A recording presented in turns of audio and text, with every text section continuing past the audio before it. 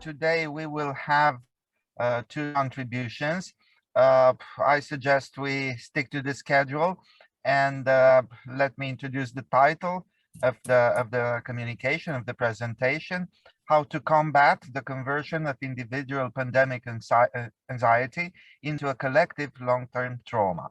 And the contributors are Mr. Sever Avram, the executive president of EUROLINK House of Europe, Bucharest. Hello, sir. And Professor Eric Gilder, Papua New Guinea University of Technology in Lai, Papua New Guinea. Hello, sir. Let me tell you from the very beginning that as a non-specialist, as a political scientist, I am eager to find new topics for my own reflections on the pandemics.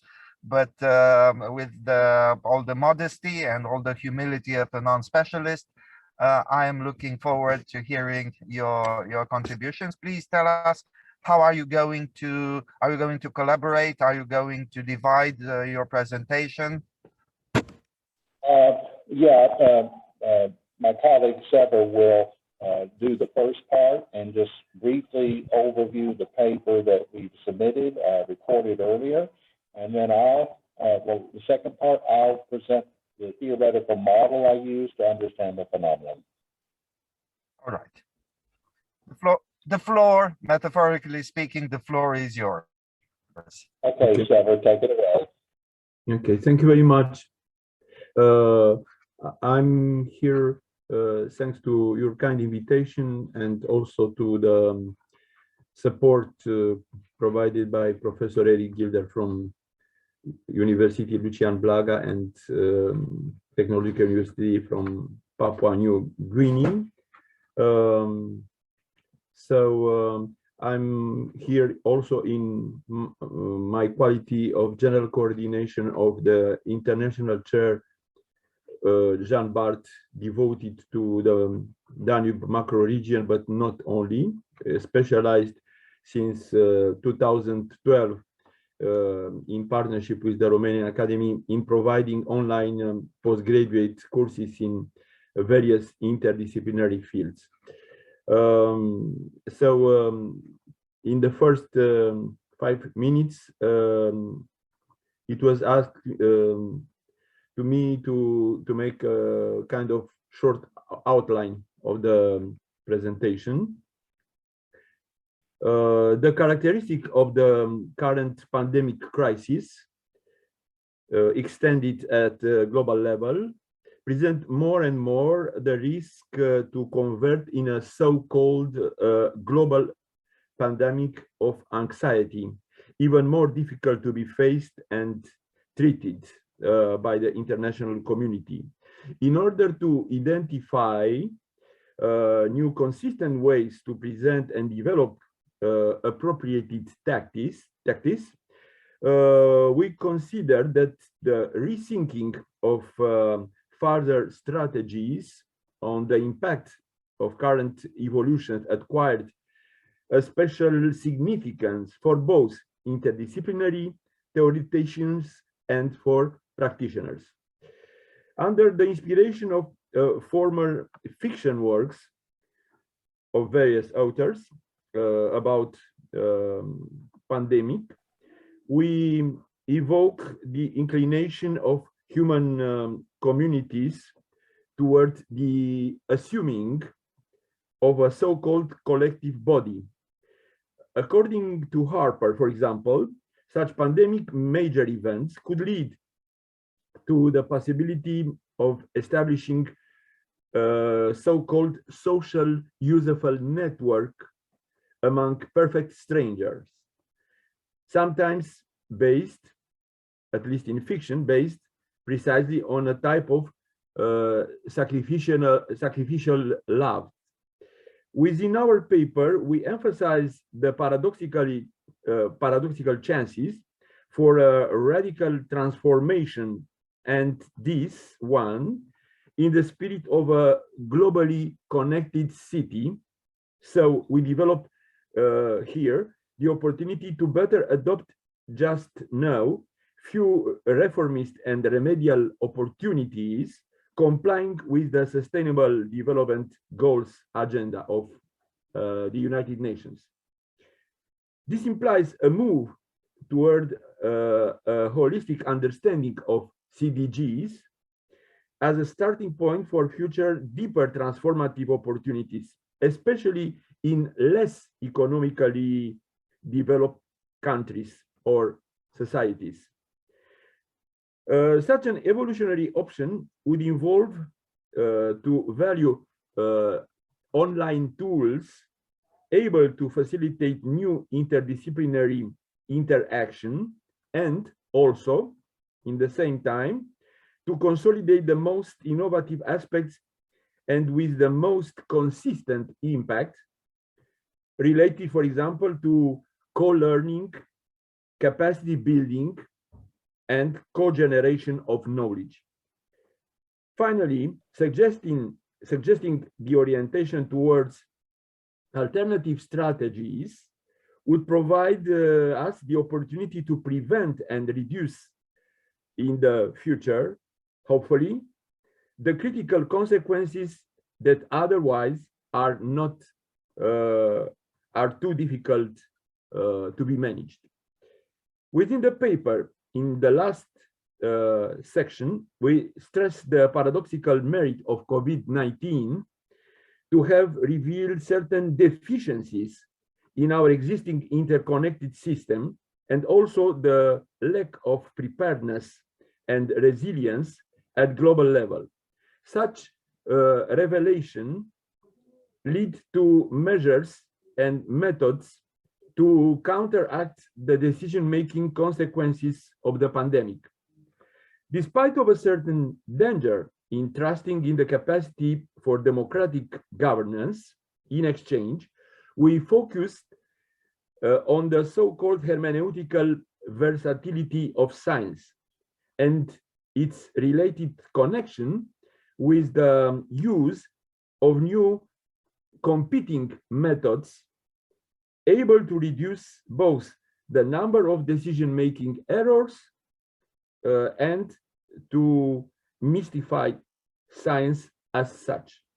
This was highly necessary in view of facing the multiplication of various forms of global crisis, political, economic, social, etc. In this respect, our paper tries to suggest that we should avoid that the sanitary crisis gradually degenerate into collective social anxiety, not just mental. In view of adopting such objective preventive process, in concrete terms, we could be able to trespass both a medicalized or technocratic approach on the global crisis, but also the persistence of a so-called conspiracy theories. This means to develop our own capacity to identify a midline of approach and action, related action, quite useful to rebalance perspectives that do not remain confined or enslaved to a unique way to design a realistic vision and connected action plan. For such reasons, a further deepening of the newly assumed relation, analysis, and prediction capacity could bring a newly legitimated politically and decisionally harmonization. At the end of this short paper, we consider important to underline the strong need for elaborating a multi-phased and multipolar perspective on the current and future crises, and to better concentrate our efforts in view of establishing step by step a new socio-economic paradigm. Only in such a way, in the meantime, we would be able to develop, in fact, a much proactive, pragmatic approach, rethinking in the same time public health systems and achieving a larger well-beingness for as many citizens as possible. So this would be a rather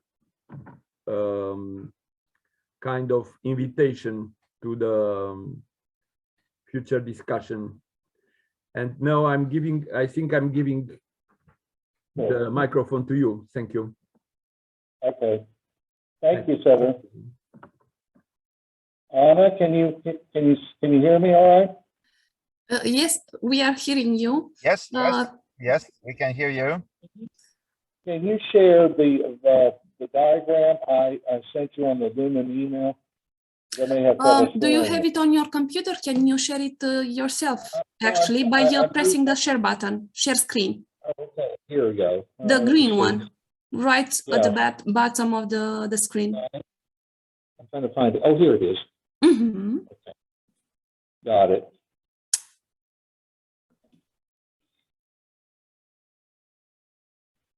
And, is it sharing? Right now is already shared. Okay, good. That's the diagram I use. This is a diagram I developed with my doctoral dissertation way back in 1992 using Kelly and construct psychology.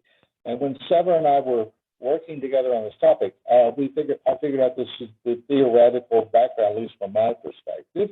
And dealing with anxiety, one of the things I do this from Kelly and construct psychology from George Kelly. And one of the issues that Kelly deals with is the notion of how we use our constructs to deal with anxiety and uncertainty in life. And we use a logical profile to think about it and an emotional profile to think about it. So to start on the logical plane, Kelly argues that the deeply anxious person has lost his serenity that comes from a philosophical position that readily translates itself into everyday living. He is confronted with a changing scene, but has a logical guide to carry him through the transition of the changing situation. End quote. Thus, on a logical philosophical plane, we can consider that in person mediates between anxiety, where it is self-comprehended by a person's social events occurring, which cannot be organized by his or her understanding construct systems, and serene certainty, where a person feels that he or she can make logical sense of most any possible outcomes. In a state of anxiety, a person's superordinal construct, that's a Italian language, it means like top construct, is either too loose, tight, or impermeable, and it can't be flexible, or it's too loose and disorganized. Conversely, on the other certain end of the scale, a person's superordinal construct is one flexible and permeable enough to adapt to change and its inherent ambiguity well, but resilient enough to retain some predictive value, some logical utility. Now, one thing to remember is a person is not just a logical, philosophical being, but he's also an emotional one, responding intuitively without thinking about it, as Ian Ramsey had said. For example, we may look at a work of art and say, this art moves me, but I don't know why. But we use this intuitive sense helps us. It's in context where we're confused about situations, and then all of a sudden the pin drops, and we understand the situation as a whole. And these are what Kelly would refer to as core constructs, which govern a person's maintenance process, those of which he maintains identity and existence. Being so central to a person's being, a core construct is something like that of a religious faith, something that exists beyond logic. It is grounded in the pathos of our being, the intuitive self. Now, if a person is intuitively aware that life events are forcing a change in his full psychological faith of self-identity, one can be sure that he or she will experience either threat, which Kelly defines as apprehension of imminent comprehensive change in one's core reality structure, or if the imminent change is more limited or incidental, it can be simple fear. These diverse emotional responses to new projected life challenges can exist in spite of a strong logical attraction toward the changing prospect. For example, prisoners, if you're in prison, most prisoners would long to be free. But a long-term prisoner, actually, when facing the prospect of freedom and responsibility, will be fearful. So that's in an emotional sense. So the illogical feeling exists because the person knows deep down that he or she has gotten comfortable with a routine or predictable way of living. Now the prisoner will be free and all bets will be off. The person has to face comprehensive change in order to succeed in the chaotic world outside.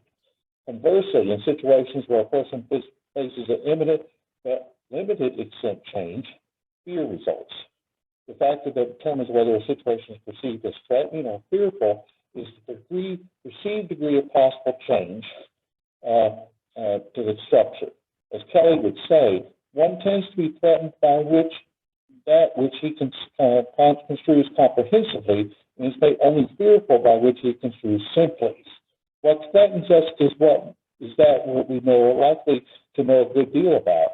What makes us fearful are things that we know less about. We are threatened by constantly familiar things and frightened by unexpectedly strange things. But whatever the disturbance is seen as comprehensive or incidental, it is the imminent likelihood of sudden reconstruction at the core of our personality that makes the disturbance a disturbance. And of course, in the social world, we are doing this in the form of roles. Thus, a cultural role level model that I create includes vectors of action as well as perception. And he talks about aggressiveness and hostility. Aggressiveness is Kelly says, is a positive action elaboration of one perceptual field. So Kelly says aggressiveness is a good thing. It helps us respond to events and take chances. And whereas hostility is a negative form, when like Persecucius would cut his guest's legs to fit the bed, and we're imposing our vision, our limited vision on changing social reality. So this is a question is a positive creative outcome with logical intuitive tensions of construing life. And hostility is the negative form, where you're cutting life to fit your expectations. So you have more stability in your understandings.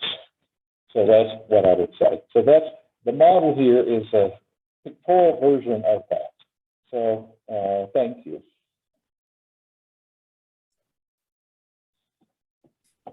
Thank you for your presentation. Thank you to both our contributors.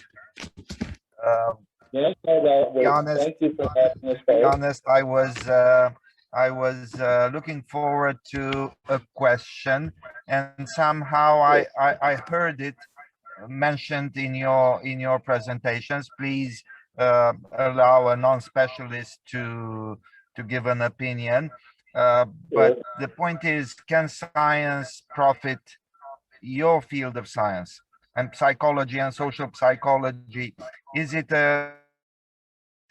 this a defining moment in the progress of such a discipline?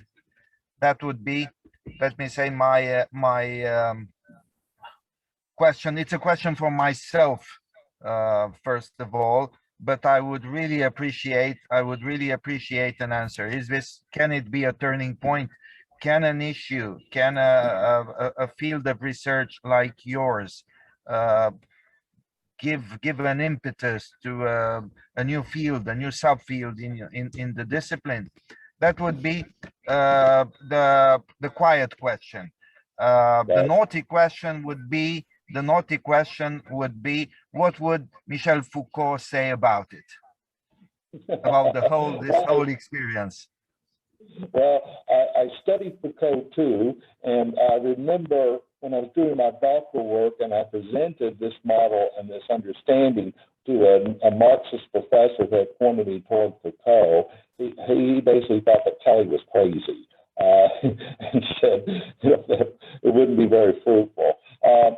My view about it was, Foucault is interesting, and it's important to think about it. The way I think about it, in a Kellyan way, is, and I think this comes from Raymond Williams, if I remember right, that Raymond Williams had said that, one of the debates in social science and humanities is, what is our range of choice in situations?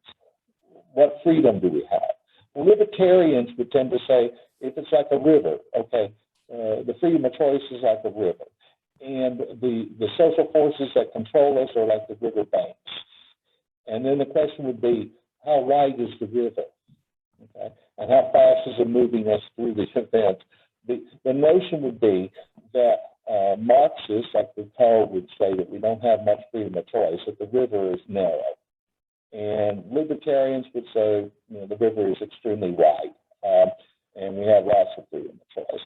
You know, obviously, my model would say, just like I explained with the hostility and the aggressiveness, Kelly would say that we always have freedom to choose. The world, as he would say, the world is not inexorable unless we choose to see it that way. That's one of his quotes.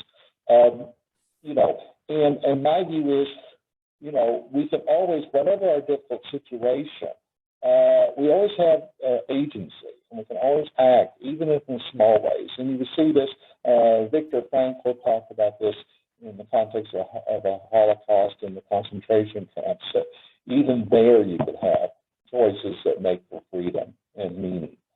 So that's how I would answer that. Now, as far as this being a revolutionary thing in the field, my book's been out there for a while. This was written in the 1990s,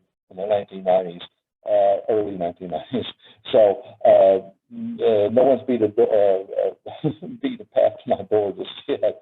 But I've used this theory behind a lot of my work that I've done over the years. Professor Gilder, thank you for your comments. Thank you for your contribution.